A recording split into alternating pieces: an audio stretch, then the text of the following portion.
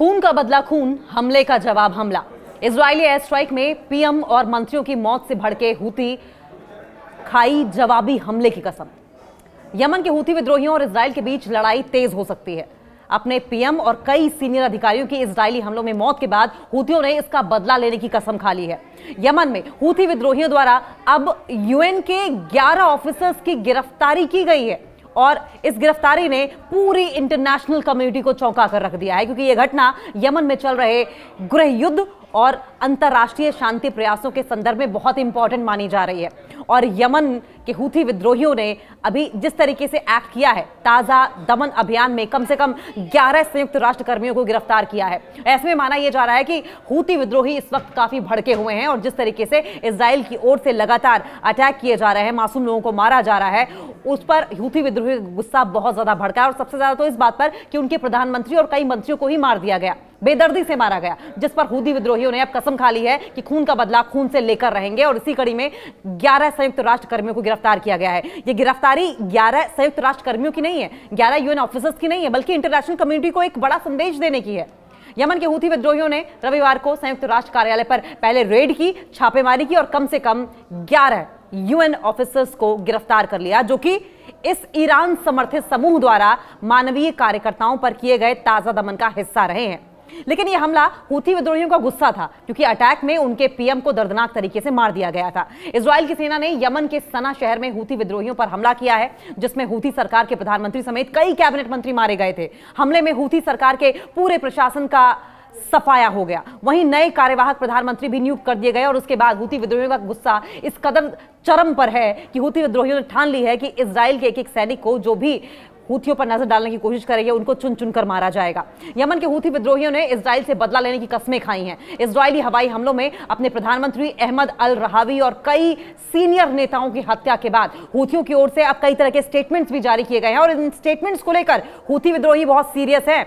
इन statements को जारी करते हुए कहा गया है, हूतियों ने यह कहा है कि वे अपने नेताओं की मौत को याद रखेगा और इन मौतों का हिसाब इजराइल से जरूर चुकता किया जाएगा, एक एक करके चुकता किया जाएगा।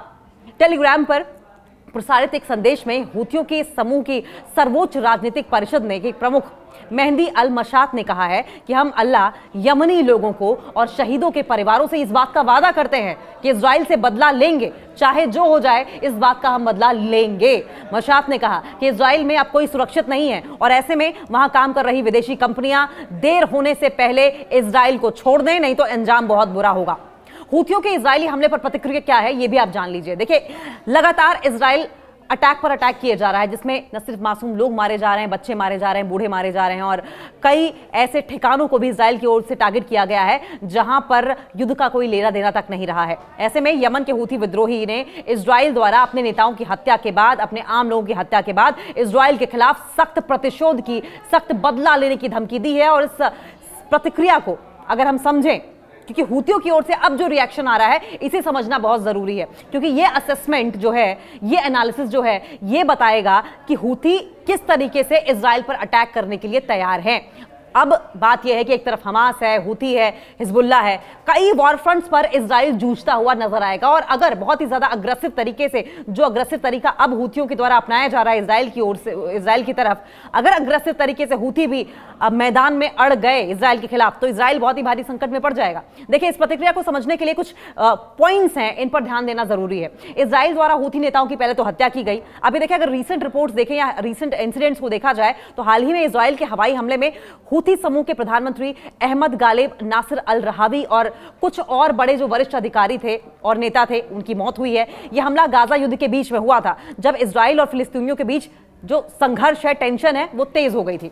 अब ये समझें कि अहमद गालिब नासिर अल रहावी कौन थे, क्यों उनकी मौत के बाद हूती विद्रोही इतने गुस्से में नजर आ रहे हैं। अल रहावी हूती विद्रोहियों का एक प्रमुख नेता थे और जो समूह की राजनीति और सैन्य गतिविधियों का संचालन कर रहे थे। उनकी हत्या हूथियों के लिए एक बड़ी चोट थी, क्योंकि वो हूती आंदोलन का एक केंद्रीय, एक प्रमुख चेहरा रहे हैं, एक पिवटल रोल वो अदा करते थे।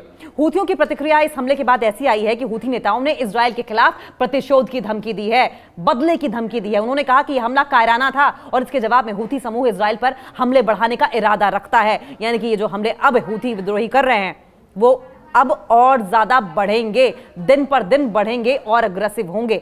यह हमला कायराना था, हूथी विद्रोही साफ कह रहे हैं। हूथी समूह ने इस हमले को अत्यंत निंदनीय बताया है और कहा है कि यह तो बहुत ही बुजदिली वाला काम था, क्योंकि यह सीधे तौर पर उनके राजनीतिक और सैन्य नेताओं को निशाना बनाया गया था। यह 1-to-1 ग्राउंड ऑन ट्रूप्स वाली स्थिति नहीं थी, ये तो पीछे से हमला किया गया, प्रतिशोध की धमकी दी गई है। हूथियों ने कहा कि वे अब इजराइल के खिलाफ अपने हमले तेज करेंगे और इसके लिए उनके पास पर्याप्त सैन्य क्षमता है, वो मिलिट्री पावर मौजूद है जिससे कि इजराइल से लोहा लिया जा सके।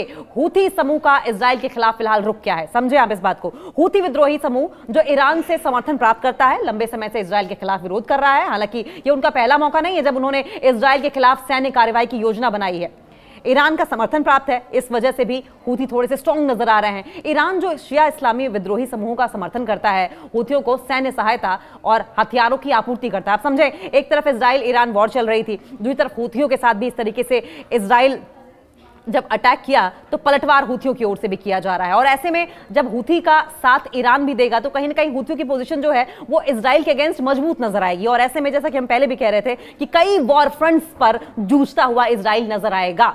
ये हूथियों को इजराइल के खिलाफ किसी भी प्रकार की कार्रवाई को अंजाम देने के लिए ईरान प्रेरित करता रहेगा। अगर हम सैन्य क्षमताओं की बात कर लें तो क्या कुछ मिलिट्री कैपेबिलिटीज हैं इनकी, तो हूथी समूह के पास बैलिस्टिक मिसाइल्स हैं, ड्रोन जैसी सैन्य तकनीकी क्षमताएं हैं, कैपेबिलिटीज हैं, जिनका वो क्षेत्रीय संघर्षों में या रीजनल टेंशंस के बीच में इस्तेमाल करते रहे हैं। और इस बार भी उन्होंने इजराइल को धमकी दी है कि वे इन हथियारों का इस्तेमाल करेंगे, इजराइल को सबक सिखाएंगे।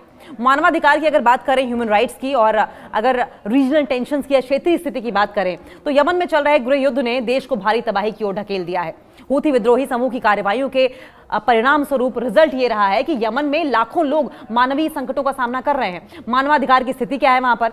हूथियों द्वारा किए गए हमलों और इजराइल के साथ उनके प्रतिशोध की धमकियों से यमन में और अधिक अनस्टेबिलिटी पैदा हो सकती है। गाजा युद्ध का असर क्या है? गाजा में हो रहे संघर्ष ने पूरे मिडिल ईस्ट को उबाल कर रख दिया है और हूथी समूह द्वारा इजराइल के खिलाफ प्रतिशोध की इस योजना इस संकट को और बढ़ा सकती है। और अगर इजराइल अपनी हरकतों से बाज नहीं आया तो जाहिर है कि बारूद के ढेर पर बैठा हुआ मिडिल ईस्ट नजर आएगा।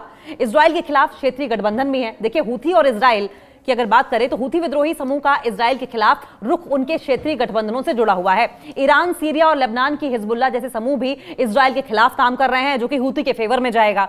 सऊदी अरब और अमेरिका की अगर बात करें तो दूसरी ओर सऊदी अरब और अमेरिका जो हूथी विद्रोही के खिलाफ हैं, इजराइल के समर्थन में खड़े हैं। इससे क्षेत्रीय राजनीति और संघर्ष और ज्यादा डिफिकल्ट हो जाएगा। हूथियों की अगर रणनीति की बात करें और फ्यूचर की बात करें तो हूथी विद्रोही इजराइल के खिलाफ अपने प्रतिशोध की धमकियों को गंभीरता से ले रहे हैं और इसके लिए उनके पास सैन्य और राजनीतिक दोनों ऑप्शंस हैं। वो राजनीतिक तरीके से भी, पॉलिटिकल वे में भी और मिलिट्री वे में भी इजराइल के साथ लोहा लेने का सोच सकते हैं। कोई भी ऑप्शन वो ऑप्ट कर सकते हैं। हालांकि इसके रिजल्ट्स क्या रहेंगे, इसके परिणाम स्वरूप क्षेत्र में और ज्यादा हिंसा होगी, इंस्टेबिलिटी होगी, तो संभावित परिणाम क्या होंगे आगे?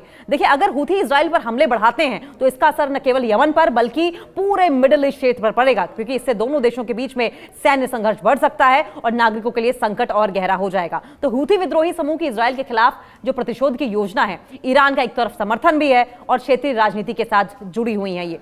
तो इस हिसाब से उनकी अगर सैन्य प्रतिक्रिया देखें तो इजराइल पर काफी भारी पड़ेगी। उनकी सैन्य प्रतिक्रिया जो बैलिस्टिक मिसाइलों और ड्रोन हमलों के रूप में हो सकती है, इजराइल के खिलाफ एक गंभीर चुनौती बन सकती है, एक बड़ा चैलेंज इजराइल के लिए हो जाएगा। यह घटनाक्रम क्षेत्रीय अस्थिरता को बढ़ा सकता है और यमन जैसे संकटग्रस्त देश में मानवीय संकट पैदा हो सकता है। देखिए, हूथी विद्रोही जो कि यमन के शिया मुस्लिम समूह हैं, हाल ही में इजराइल के खिलाफ कड़ी बयानबाजी भी की थी उन्होंने। ये बयानबाजी इजराइल द्वारा फिलिस्तीनियों के खिलाफ की गई है। सैन्य कार्रवाइयों और गाजा में जिस तरीके से संकट पैदा हुआ है उसके सामने ये काफी प्रॉब्लमैटिक जरूर लगता है और इस बात के भी कयास लगाए जा सकते हैं कि अब आने वाले दिनों में टेंशन्स और बढ़ेंगी। देखिए, इस विवाद का विस्तार इस्लामिक दुनिया के विभिन्न देशों तक फैला हुआ है। इसकी चपेट में सिर्फ कुछ मुस्लिम कंट्रीज नहीं आएंगी, कई मुस्लिम कंट्रीज आएंगी और हूथी विद्रोहियों ने अपनी तरफ से इजराइल को पहले ही वार्निंग दे दी है और उसे खुलकर निशाना भी बनाया है। हूथी विद्रोहियों का इजराइल को लेकर अगर बयान की हम बात करें तो देखिए, हूथी विद्रोहियों ने इजराइल के खिलाफ एक मजबूत बयान जारी किया जिसमें उन्होंने इजराइल को तलवार की धार से खतरा बताया है। उनका यह बयान गजा में इजराइल की कार्रवाई और वहां पर जिस तरीके से नृशंस स्थिति के को लेकर दिया गया था, उन्होंने इजराइल के शासन को आतंकी करार दिया है और कहा कि अब इसे बर्दाश्त नहीं करेंगे। हूथी विद्रोहियों की ओर से एक मेन मैसेज भी देने की कोशिश की गई है। हूथी विद्रोहियों का इजराइल के खिलाफ बयान स्पष्ट था। उन्होंने कहा कि फिलिस्तीनियों की मदद में हम साथ खड़े हैं। यह पहला मैसेज था जो कि इजराइल को हूथियों की ओर से दिया गया था। विद्रोहियों ने यह सुनिश्चित किया था कि वे फिलिस्तीनियों के संघर्ष के साथ खड़े हैं। उनका कहना था कि फिलिस्तीन की स्वतंत्रता की लड़ाई सिर्फ फिलिस्तीनियों की नहीं है बल्कि पूरी मुस्लिम कम्युनिटी की लड़ाई है। यह पहली बार था जब हूथियों ने खुलकर इजराइल को मुंहतोड़ जवाब दिया था, स्टेटमेंट के जरिए, अटैक के जरिए नहीं। इजराइल का सैन्य वर्चस्व नहीं चलेगा, यह हूथियों की ओर से कहा गया था। देखिए, हूथी विद्रोहियों का आरोप यह था कि इजराइल मुस्लिम देशों पर हावी हो रहा है और उनके खिलाफ अत्याचार कर रहा है। यह बयान इजराइल की मिलिट्री एक्शन को लेकर दिया गया था जो कि गाजा और दूसरे फिलिस्तीनी इलाकों में चल रही थी। और इसके अलावा हम युद्ध के लिए तैयार हैं, बार बार हूथी विद्रोही ये कहते रहे और इजराइल को चेतावनी देते रहे कि वो युद्ध के लिए तैयार हैं, वे हर हालत में युद्ध के लिए तैयार हैं। उनका कहना था कि अगर इजराइल ने फिलिस्तीनियों के खिलाफ अपनी कार्रवाई को नहीं रोका तो वे संघर्ष में सक्रिय रूप से शामिल हो जाएंगे। तो देखिए, गाजा, फिलिस्तीन हो, हर जगह हूथी विद्रोही खुलकर इजराइल के सामने खड़े होते नजर आए हैं, लोहा लेने की बात करते रहे हैं और किसी भी हालत में इजराइल के सामने घुटने टेकने की बात से इनकार करते रहे हैं और अटैक का जबरदस्त रिटेलिएशन के साथ जवाब दिया है, मुंहतोड़ जवाब दिया है। और ऐसे में अगर एक और स्टेटमेंट की बात करें तो हाल के हमलों की अगर बात की जाए तो हूथी विद्रोहियों ने इजराइल को अपनी ओर से हमलों की धमकी दी है। उन्होंने घोषणा की कि यदि इजराइल ने फिलिस्तीनियों के खिलाफ अपनी सैन्य कार्रवाई को जारी रखा तो वे भी इजराइल के खिलाफ अपनी शक्ति का इस्तेमाल करेंगे। इन हमलों का उद्देश्य यह नहीं था कि सीधे इजराइल को निशाना बनाया जाए, बल्कि इसका उद्देश्य यह था, इसका मोटिव यह था कि इजराइल को यह समझाया जाए कि अगर उसने फिलिस्तीनियों के खिलाफ युद्ध जारी रखा तो अन्य मुस्लिम देशों का विरोध भी बढ़ेगा। और अब हूथी विद्रोही भी अग्रेसिव हो गए हैं।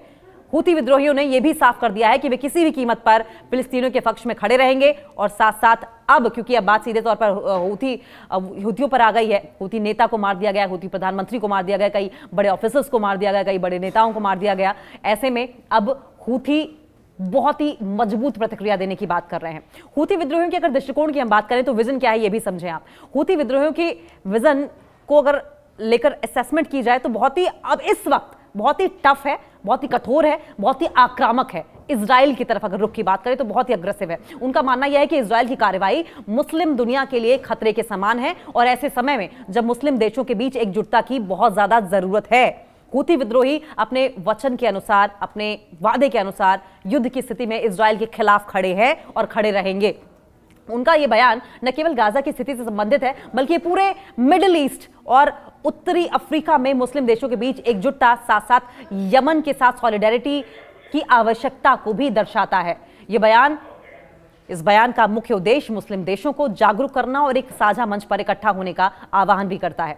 हूथी विद्रोहियों का इजराइल को लेकर हालिया बयान अगर समझें और हमलों का संदेश अगर देखें तो बहुत ही साफ है, बहुत ही स्पष्ट है। इजराइल के खिलाफ था ये। उनका ये कहना था कि इजराइल के खिलाफ उठने वाली आवाजें सिर्फ फिलिस्तीनी लोगों की नहीं है, सिर्फ यमन वालों की नहीं है, सिर्फ हमास की नहीं है, बल्कि ये पूरे इस्लामिक जगत का सवाल है। ये संघर्ष अब केवल क्षेत्रीय नहीं रह गया है बल्कि ये इंटरनेशनल होता जा रहा है, ये अक्रॉस द ग्लोब होता जा रहा है, वैश्विक बनता चला जा रहा है। और हूथी विद्रोही इस संघर्ष में सक्रिय रूप से शामिल होने की धमकी भी दे रहे हैं।